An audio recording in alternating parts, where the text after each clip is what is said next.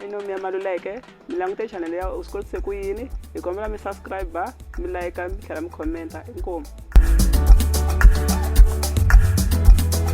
Sesikumana ku avele nende ti 3 months tinharhu kwala mara job se ni hetini a yi le ku hlanganeni ku hayi mara munhu ku yini la kaya a nga tshami hi mavoko loko no tlhentlhelela ka liya ti kota la ka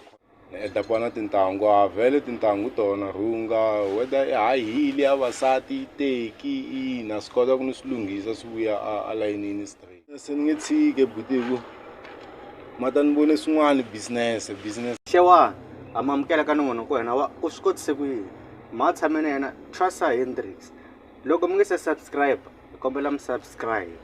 mi byela na tichomi ta n'wina ti ya subscribe ti searcha Uswikotise Kuyini leswaku channel leyi yi kota ku kula ka ha ri na swo tala leswi hi nga mi khomela swona namuntlha hi vhakele Vutomi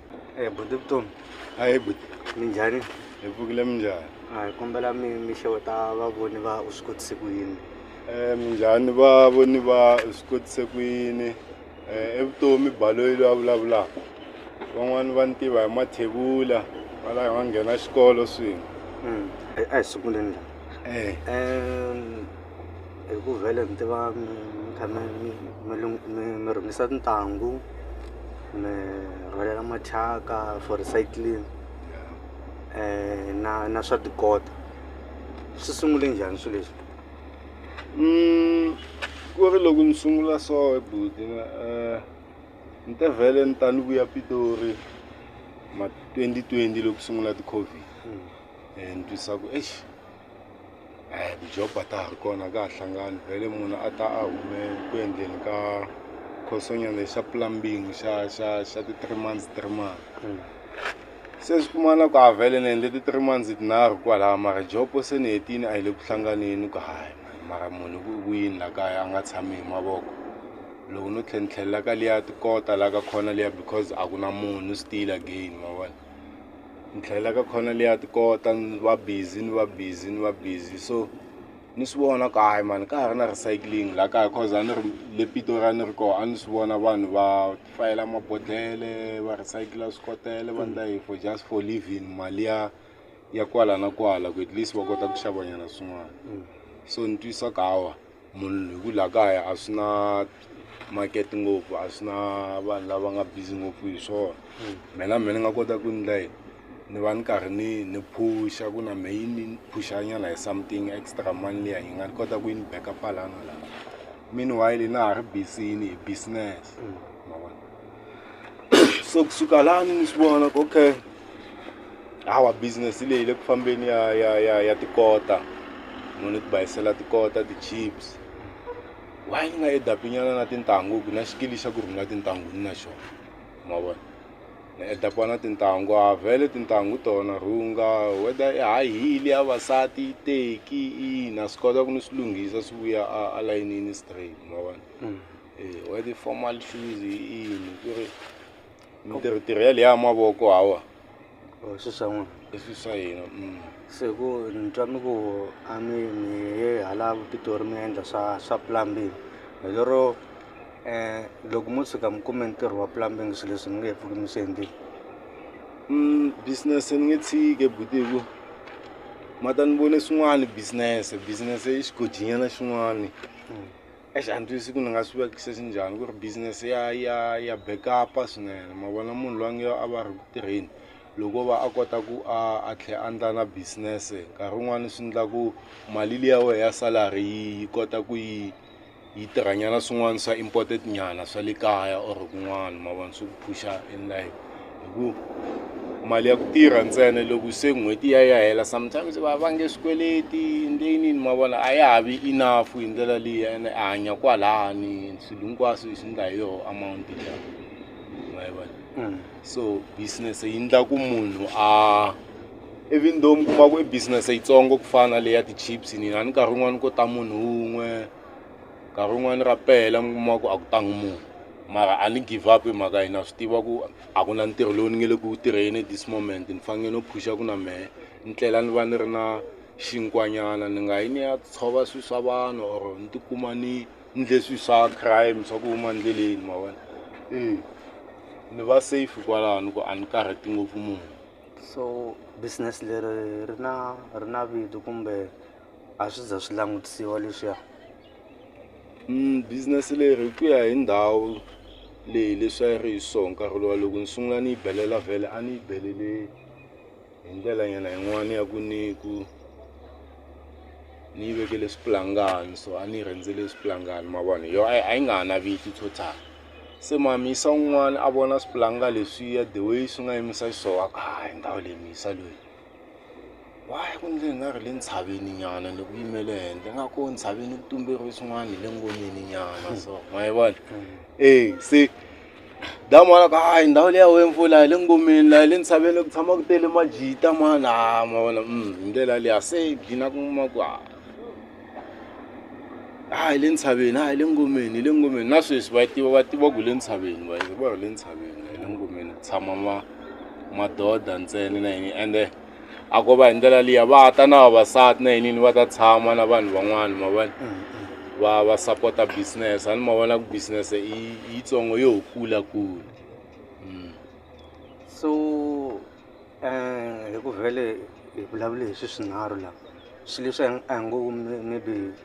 ka swoho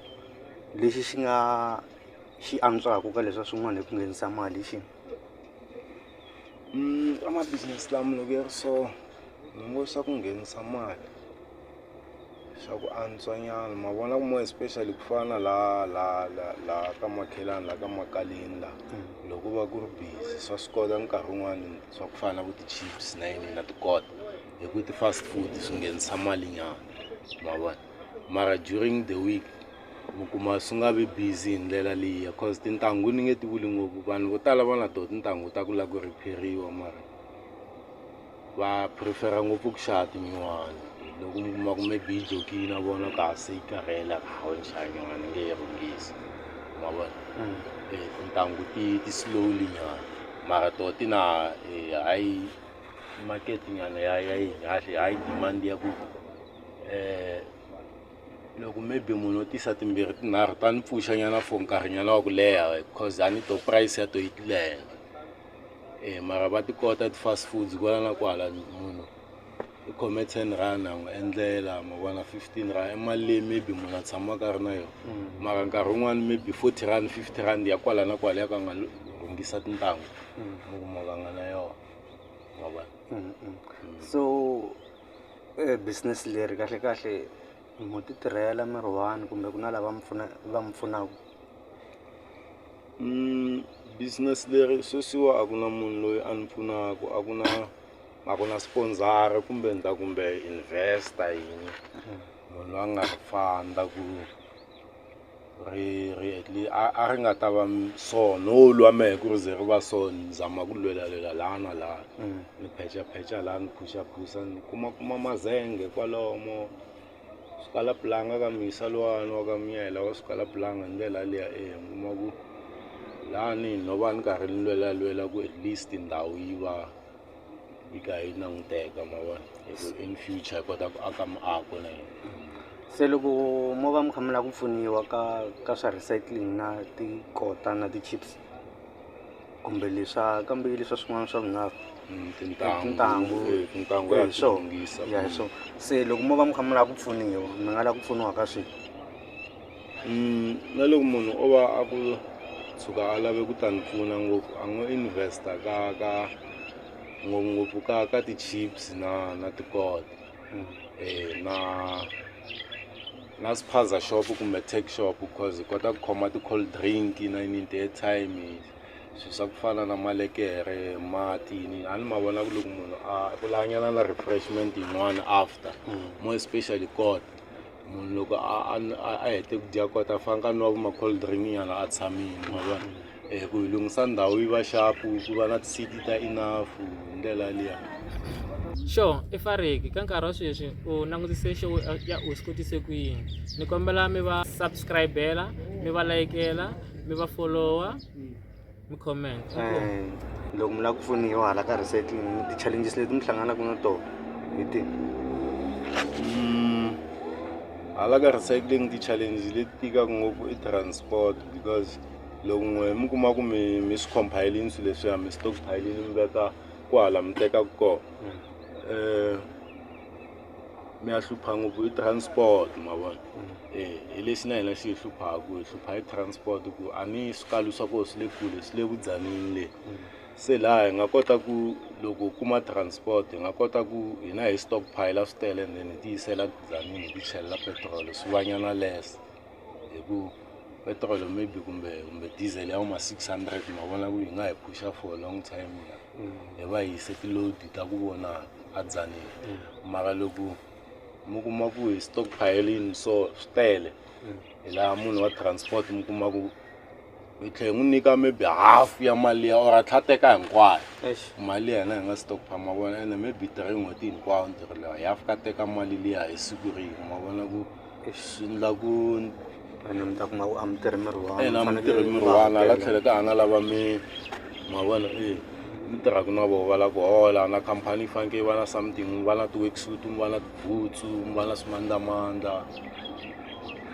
ku ri ya loko hi kuma munhu loyi a nga hi sponsoraku hina ni nga tirha swinene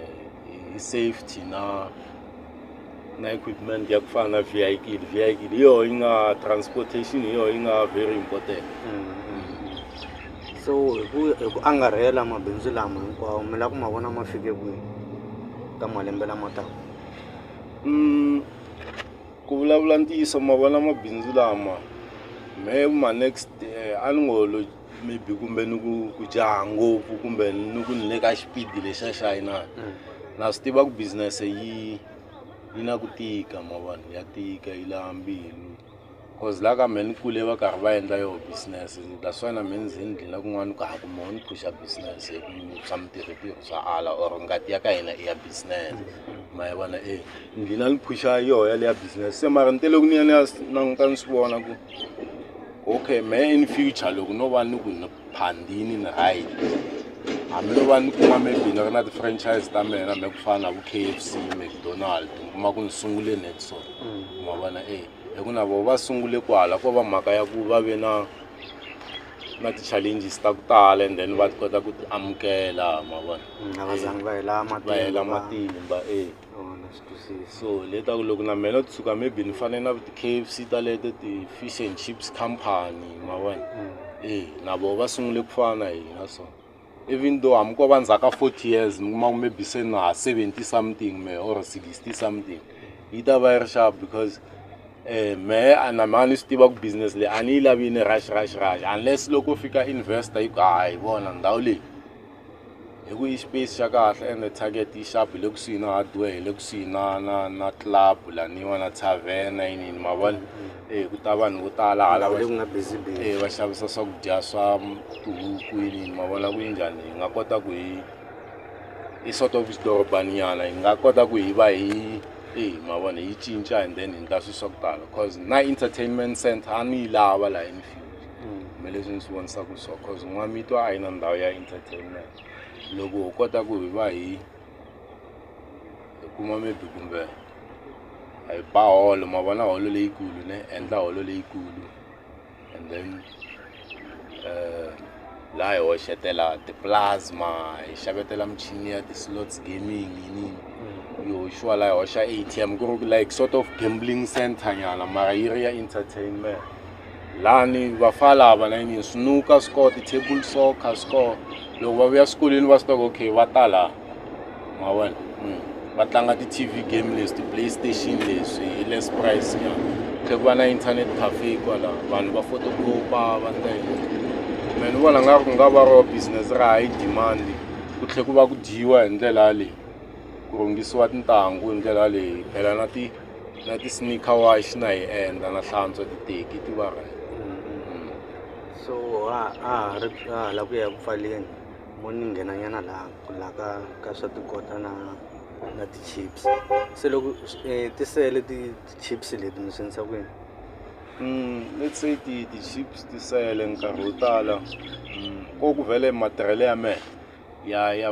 ya na target mi kuma ku maybe ni endle 1 endle 2 ya ti-take away ntsena loko ti sala ni muka na toho nkarhi wun'wana or ni nyika vanhu va lava ni tshamaka na vona kwala a mi endli leswaku mi ta ti vekela for siku ra mundzuku loko mundzuku to va tise kumbe kuma ku a ku ve busy ngopfu ti sala kwala ndzeni ni khiya ni famba ngoma ka tisele loko ni fika nampundzu na swi kota ku ni byela un'wana ku sale ti-chips laha mara hikuva swi tiva ku 15 ene ti tlele amo ni nyika 5 rand yi sharp just ku mi nga vi mi luzini ni nga vi ni luzini because le ka take away na yinini ene i tatolo ma vona ku ni nge n'wi xaviseli full price kumbe half kumbe a ti teki mahala ni sungula ni twa ku ye va a ri njhani na budget ya yena. Loko munhu a ngo yi vonile video leyi sweswi wa swi tsakela ku lava ku mi pfuna loko a nga mi kuma ka nambara yini loko a mi lava loko munhu a nga mi kuma njhani munhu swi veka so munhu loko a la ku ta ni kuma na WhatsApp ya koho hi leyi ni tirhisaka na yo hala tlhelo for call nomboro ya koho 073 395 3679 073 395 3679 so va kuma ka WhatsApp na le ka call ku ri ku na swo tala leswi a hi faneke hi swi vulavula se ku va ku hani va ku focus nkarhi wa ku mi kota ku ya mi ya xavisa maybe swi endleka hi khomeleta tin'wana ti-customer mara ta tlhe hi vuya hi ta vona ku swilo swa n'wi swi famba njhani ene ni vona ntirho wa n'wehe wu ri na nkoka ku za heteni hi ta heta mi interview na ku va n'we mi amukerini hi vona swi ri na nkoka eka hina so a hi ta ku khomisani sweswi mi nga heli matimba mi nga sunguli swilo mi fika mi bireka xikarhi khodelelani the way nhlamulo yi le kusuhi tanihileswi van'wani va vulaka va ku le ndzhaku a hi swi tivi vhele ku hala mahlweni swi ku va kusuhi kumbe njhani mara khodelelani so hi nge se za hi pfala i yini lexi mi ngo lexi a ni fanekelangi hi heta ku vulavula laha mi nga xi vulanga xikulu lexi ni nga xi vula ngopfungopfu for vanhu lava va nga na mabisinesi ku fana hi va nga give up milorho ya vona yin'wana na yin'wana leswi va hleketaka so kumbe a ni lava ku va so in future kumbe ni fana na vanhu lava nga endla so va ku va endle swa kahle kun'wana ku ya hi mabisinesi na yini a va continue a va yi mahlweni a va yi pursue dream ya vona leyi va lava ku ta yi endla swilo swi teka nkarhi ma vona ku ri na mikomisa luya a nga endla McDonald's or KFC leyi na ma over 40 years sweswi ene ma vona nkarhi wun'wana i fini na ku ma yi vona vanhu lava sala ku va dya mali liyani or va enjoya ku business liya ku to the fullest ya rana vanhu lava na ku va ku va nga ri kona se kun'wana a wu endleli wena loko va i sungula ku endla swilo switsongo loko se swi kula we hambi u tshuka maybe nga ri kona la misaveni wa swi kota ku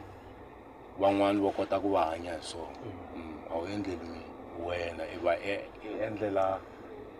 vanhu van'wana ma twisisa ma vona ku fana ni nga ku meni lo kurisiwa ngopfu hi vanhu va ku kuma ku a ni n'wi tivi na ku n'wi tiva ma vona wo tsakela ku lava ku tshama na mina se hi laha ni nga kota ku swi vona ku swilo swo tala kahle vanhu vo tala ho endleriwa swilo a wu endleli i nga hanyeli ngopfu wena se ta swa ngoma ku ndlile ni teka na moya loko hayi vanhu na va pfuna ku na meni kota ku pfuneka ma vona hi ku Xikwembu na meni blesseka hi tindlela to tala na garden service no rivala ku ta hi ku yi vula garden service na yi endla ene ni yi endla hi ndlela leya ku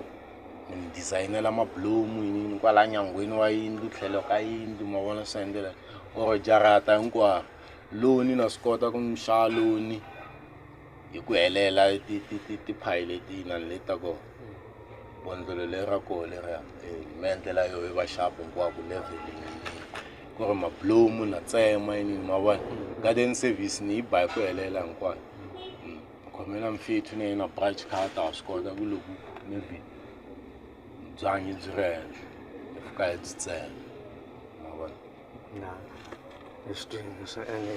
swi vona nga ku swilo leswi ni nga swi sungula swi kahle ngopfu mi ta tlhela ni swi phinda nakambe mi nga tshiki. Okay.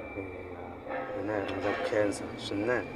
Hi rhandza ku khensa eka n'wina va vona ku va mi teke nkarhi lowu mi vona interview leyi ya Vutomi. Ma swi vona ku va tirha mitirho yo tala ene loko ku ri koho swi tsakela ku va pfuna na hi xijoho va pfuni va ta kota ku humelerisa milorho ya vona. So a hi ta ku tshamani na hina hi minkarhi hinkwayo la ka chanele ya Uswikotise Kuyini. Inkomu. Kombela mi subscribe, mi like, mi tlhela mi comment. Inkomu.